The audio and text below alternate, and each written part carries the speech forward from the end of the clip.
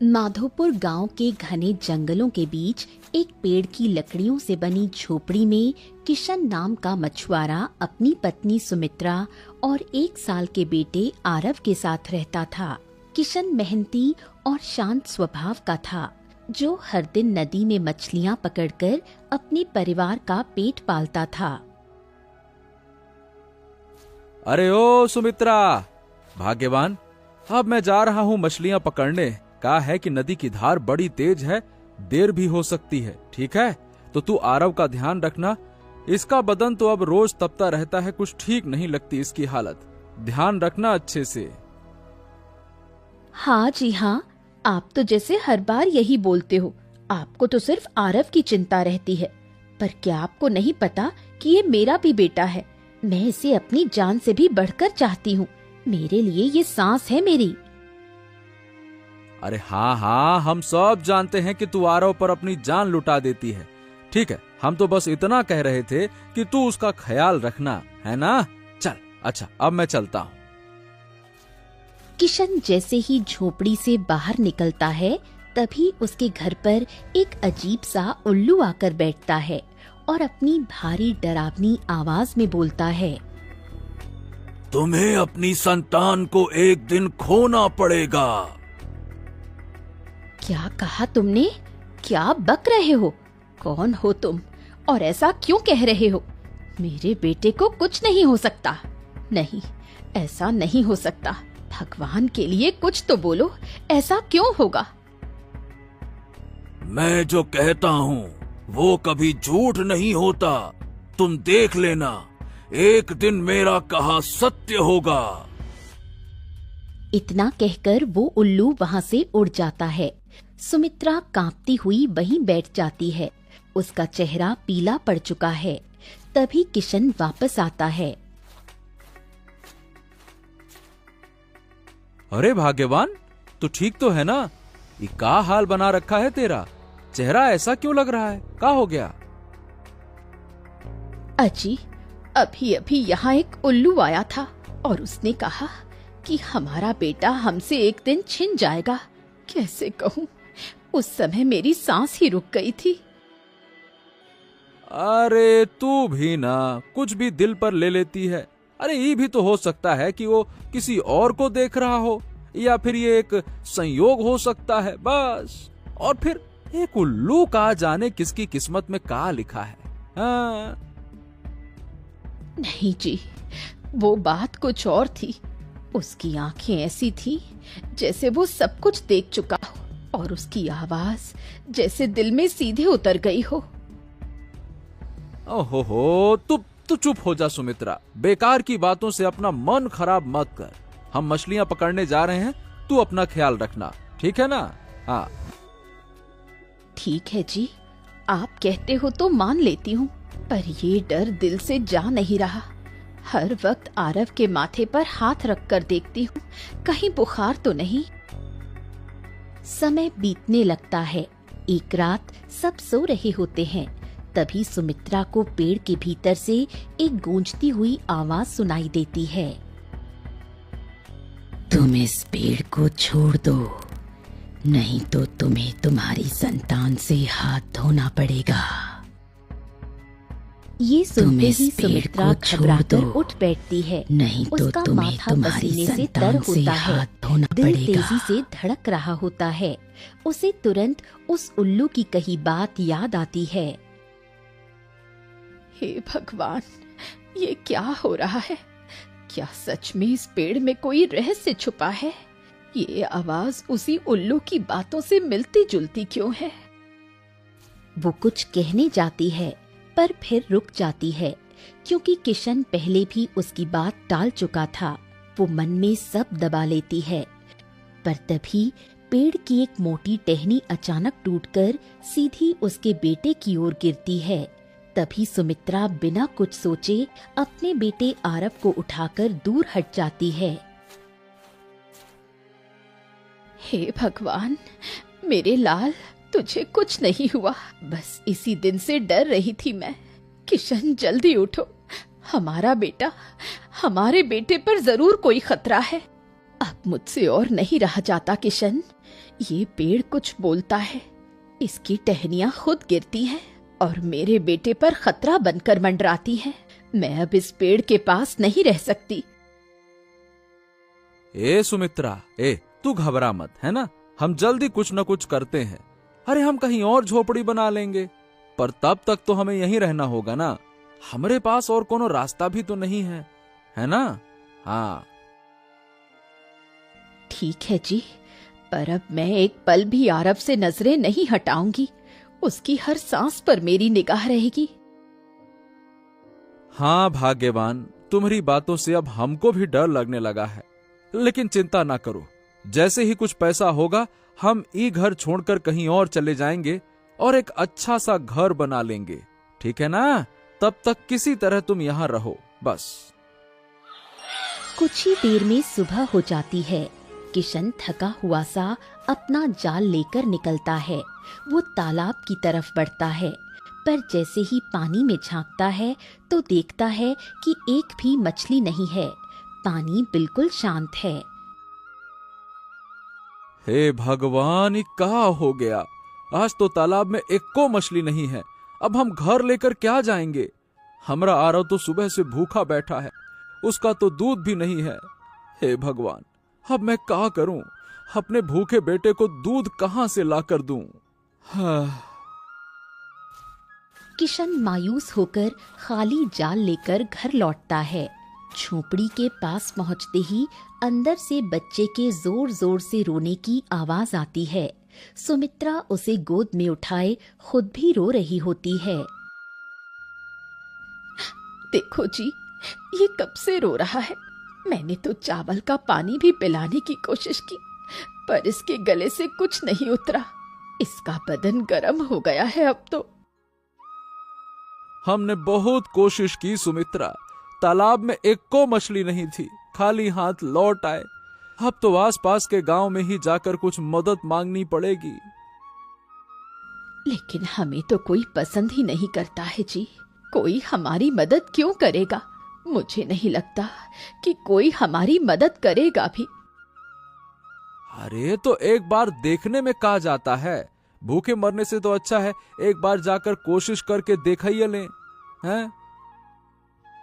किशन अपने बेटे आरव की हालत देखकर हिम्मत करता है और खाली बर्तन लेकर गांव में मदद मांगने निकलता है।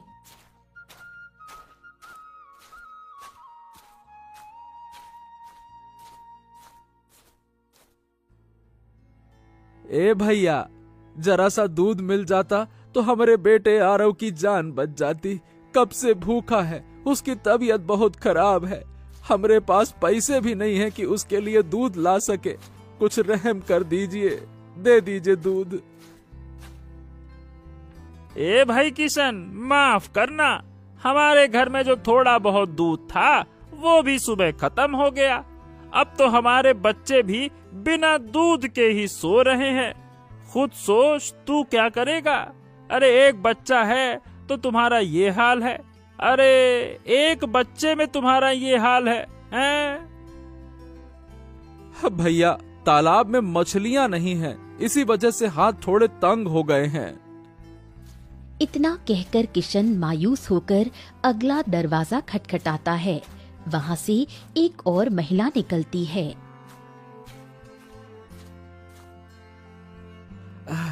बहन, थोड़ा सा पैसा ही दे दो, दूध लाकर पिला दूं अपने बेटे आरव को। उसकी हालत देखी ना जाती, हर सांस जैसे टूट रही है। भैया, हमारे घर में खुद 2 दिन से चूल्हा नहीं जला। अब तो भगवान से ही आस है, माफ करो। किशन का दिल बैठने लगता है। वो तीसरे घर की तरफ बढ़ता है, पर वहाँ का आदमी दरवाजा खोलकर एक नजर डालता है और फिर बिना कुछ कहे दरवाजा बंद कर लेता है। अब तो कोई दरवाजा ना खुलेगा। लगता है इंसानों से ज्यादा उम्मीद करना ही बेवकूफी है। अब तो हमको जमींदार के पास ही जाना पड़ेगा। अपने बेटे को लेकर जाता हूँ तो शायद जमींदार पैसे देने से मना ना करे, दे दे कुछ। हाँ,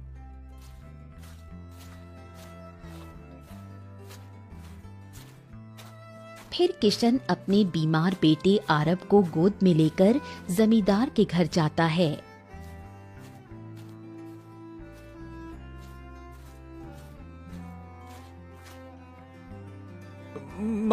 मालिक राम राम। हमारा बेटा आरव बीमार है, बहुत रो रहा है। दूध के बिना उसकी हालत बहुत बुरी हो गई है। आपके दरवाजे पर आखिरी आस लेकर आया हूँ। थोड़ा दूध या कुछ पैसा दे दो मालिक, कुछ तो दे दो, मदद कर दो। ए किशन, तुम्हारे जैसे लोग बस रोने के लिए पैदा हुए हैं। अरे तुम्हारे पास एक बच्चा है और उसका दूध तक नहीं जुटा सकते हैं? अच्छा काम करो, वो बच्चा हमको दे दो और मैं वैसे भी निसंतान हूं, उसे अपनी संतान बना लूंगा। जब तेरे पास पैसे हो जाएं तो वापस ले जाना। क्या कहता है? हाँ, ये क्या कह रहे हो मालिक? हमारा आरव हमारी जान है, उसको हम कैसे दे दें? भले ही भूखा मर जाऊंगा पर उसे किसी और की झोली में नहीं डाल सकता। नहीं नहीं नहीं नहीं, ये हमसे ना हो पाएगा। हाँ तो ठीक है, फिर उसको भूखा मरने दे। तेरा बेटा रोते रोते दम तोड़ देगा। फिर चाहे जितना पछता लेना, जब बेटा ही नहीं रहेगा तो क्या कर लेगा? किशन सोच में डूब जाता है। तभी उसे आरव की बेसुध हालत याद आती है। अगर हम उसे नहीं दूंगा तो वो मर जाएगा। मालिक, हम अपनी जान देकर भी उसे नहीं बचा सकते, मजबूरी है हमारी। वो भारी मन से अपने बेटे आरब को जमींदार की गोद में देता है। आरब, तुम्हें किसी और को देकर जा रहे हैं, पर तू हमेशा हमारा ही रहेगा। हम तुझे लेने जरूर आएंगे। हम और तुम्हारी माँ बहुत मेहनत करेंगे, बहुत सारे पैसे कमाएंगे और फिर तुमको यहाँ से ले जाएंगे।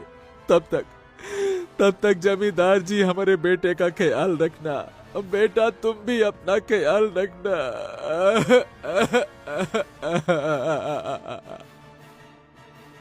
जमींदार उसे एक चमकता हुआ सोने का सिक्का देता है। ये ले पैसा।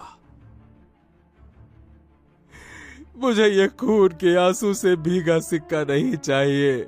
मैं अपनी मजबूरी बेचने नहीं आया था, मैं सिर्फ अपने बेटे को बचाने आया था।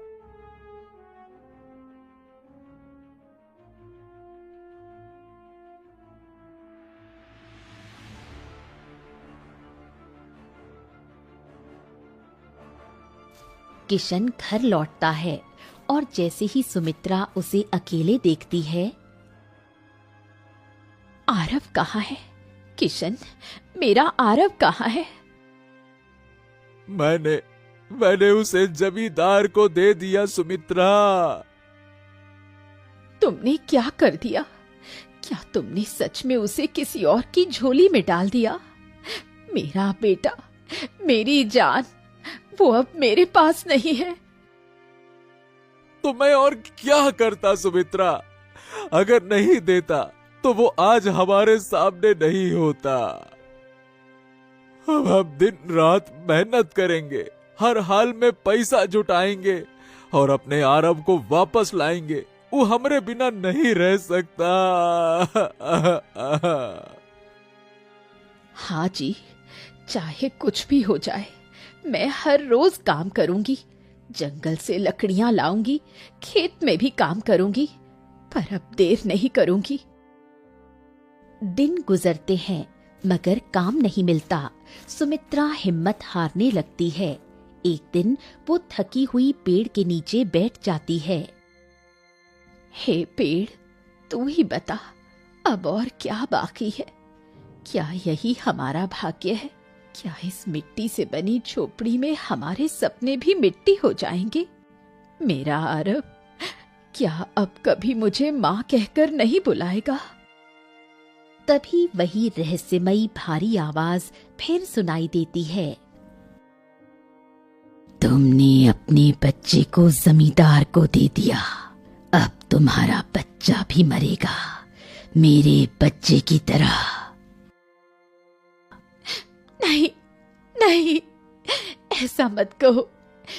मैंने अपने बेटे को बचाने के लिए ही तो उसे जमींदार को सौंपा था। मेरी ममता को मत कोसो। मैं माँ हूँ, मैं उसे मरने कैसे दूंगी। उसकी चीख सुनकर किशन बाहर आता है और दौड़कर उसे पकड़ लेता है।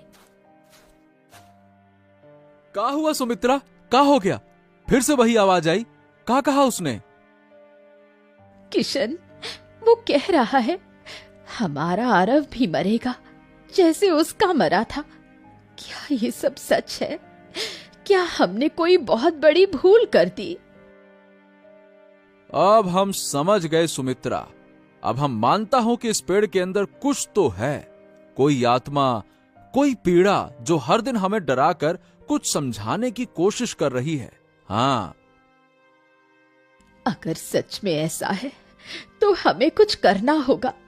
हमें अपने बेटे को जमींदार के घर से वापस लाना ही होगा। मैं उसे किसी और की गोद में नहीं देख सकती। चलो अभी चलते हैं। चाहे जो हो, अब डर कर बैठने से कुछ नहीं होगा।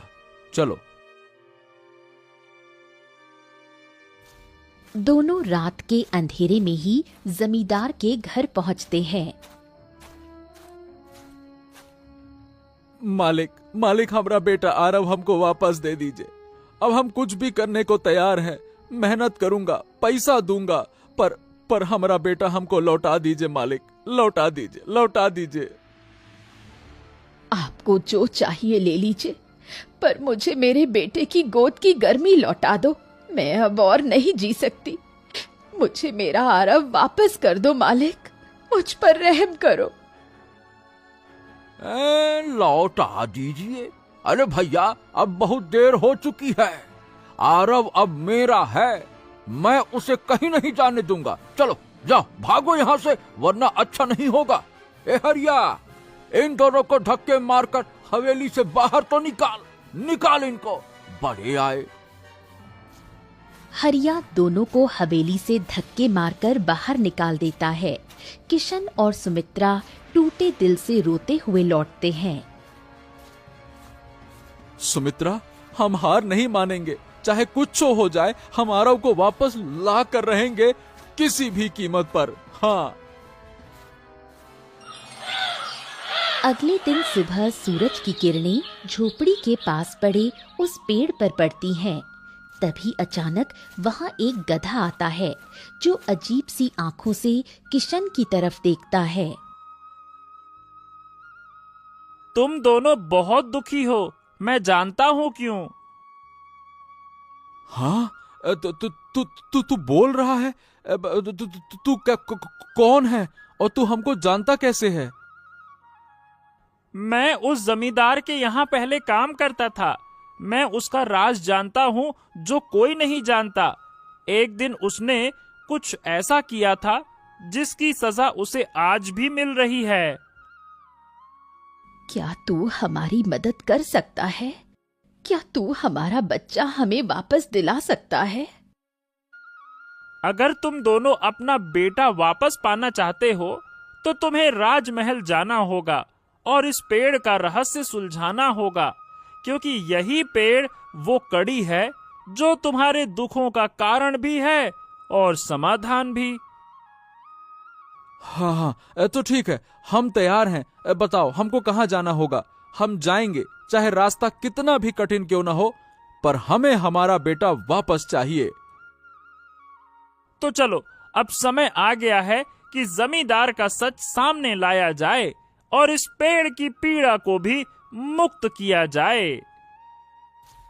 गधा किशन और सुमित्रा महल की तरफ जाने लगते हैं और कुछ ही घंटों में महल के भव्य द्वार पर खड़े होते हैं।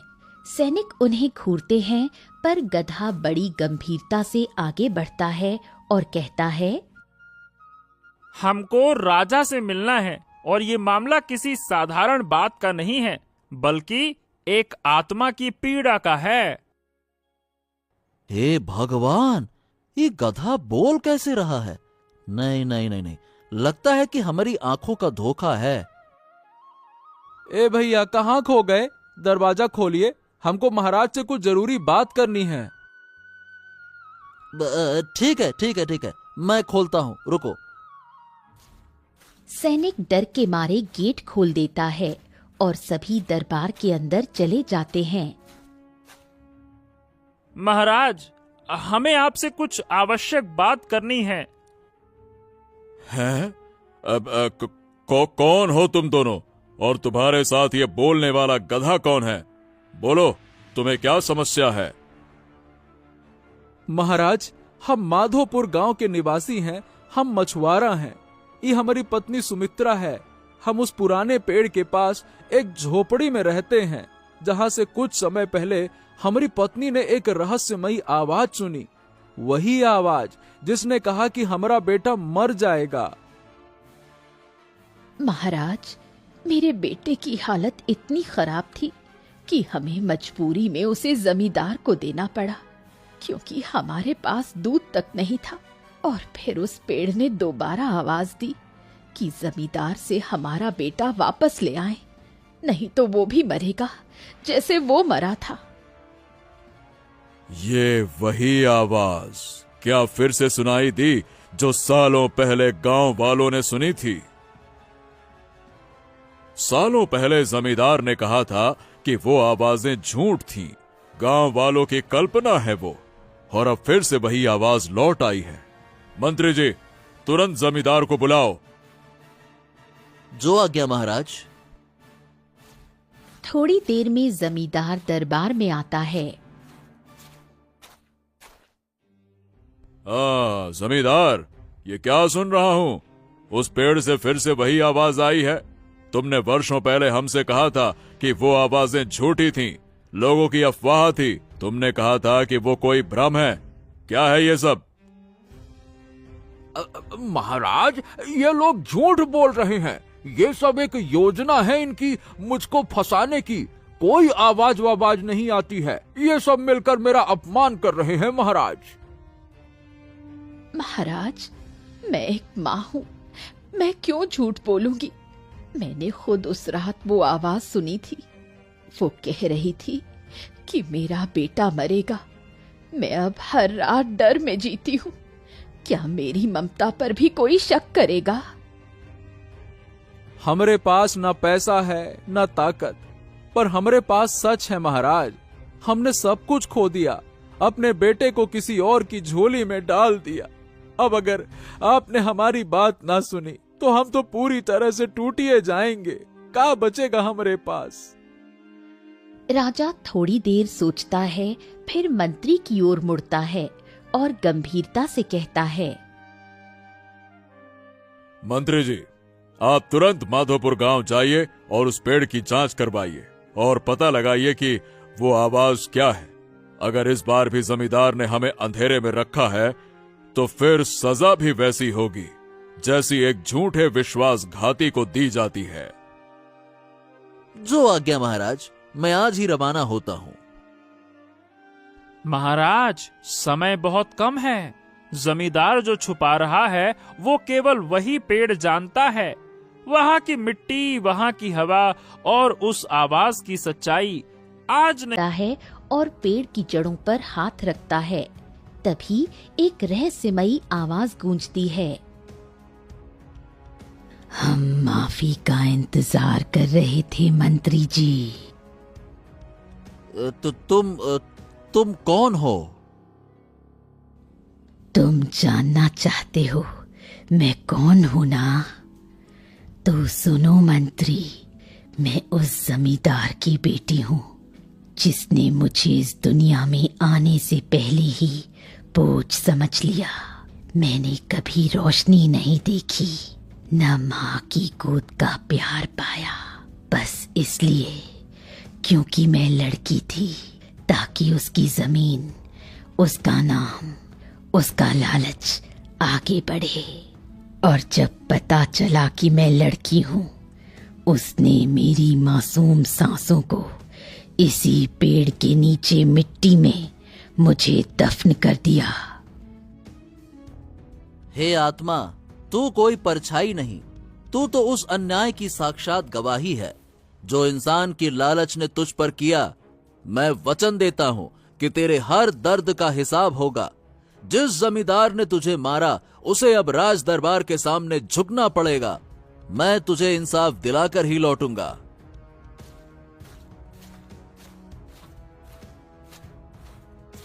मंत्री तेजी से राजमहल लौटता है और सीधे दरबार में प्रवेश करता है, जहां राजा उसकी प्रतीक्षा कर रहा होता है। किशन, सुमित्रा और गधा भी वहां मौजूद होते हैं। कहो मंत्री जी, क्या पता चला? क्या सच में उस पेड़ के नीचे कोई रहस्य छुपा है? महाराज, जब मैं उस पेड़ के पास पहुंचा तो वहां कोई आम बात नहीं थी। जैसे ही मैंने ध्यान लगाया तो मुझे एक आत्मा की आवाज सुनाई दी। वो कोई हवा का भ्रम नहीं था, वो दर्द था। एक माँ की कोख से निकली बेटी की पुकार, जो वर्षों से उसी मिट्टी में दबी हुई रो रही थी। आत्मा की आवाज, पुकार, दबी हुई। मंत्री जी, आप साफ साफ बताइए, क्या कहा उसने? माजरा क्या है? महाराज, उस आत्मा ने बताया कि वो जमींदार की ही बेटी थी। जन्म लेते ही उसे इसलिए मार दिया गया क्योंकि वो पुत्र नहीं थी। उसे बोझ समझकर उसी पेड़ के नीचे गाड़ दिया गया। वो कहती है, मुझे जीने का हक नहीं दिया गया। मैं सिर्फ इसलिए मिटा दी गई क्योंकि मैं लड़की थी, और तब से आज तक उसकी आत्मा उसी पेड़ में बंधी रही। वो चेतावनी देती रही पर किसी ने उसे नहीं सुना।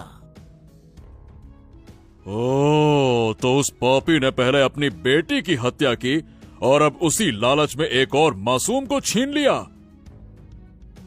हाँ, महाराज, क्या हम अपने बेटे आरव को वापस पा सकूंगा? क्या हमारी गोद फिर से भर सकेगी महाराज? हाँ, तुम्हारा बेटा अब तुम्हारा ही है किशन। जाओ मंत्री जी, जमींदार को बंदी बनाकर ले आओ और उस बच्चे को तुरंत उसके माता पिता को सौंपिए।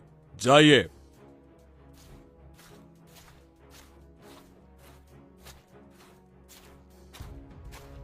कुछ ही देर में सिपाही जमींदार को दरबार में पकड़े हुए लाते हैं। तुमने पहले अपनी बेटी को मारा, फिर उस गुनाह को छुपाया और अब एक गरीब की संतान को छीन लिया। तुम्हारे पाप का घड़ा भर चुका है जमींदार। तुम्हें जीवन भर के लिए कारावास की सजा दी जाती है। सिपाही जमींदार को घसीटते हुए ले जाते हैं। किशन की आंखों से आंसू गिरते हैं, मगर अब वो खुशी के होते हैं। मंत्री एक कपड़े में लिपटा नन्हा बेटा लाकर सुमित्रा को सौंपता है। मेरे लाल, तू फिर से मेरी गोद में आ गया। मैं तुझ पर अब किसी की भी परछाई पड़ने नहीं दूंगी। अब हम पूरे हो गए सुमित्रा, अब कोई डर बाकी नहीं रहा। हाँ। तुमने जो सहा वो किसी कठिन परीक्षा से कम नहीं था किशन।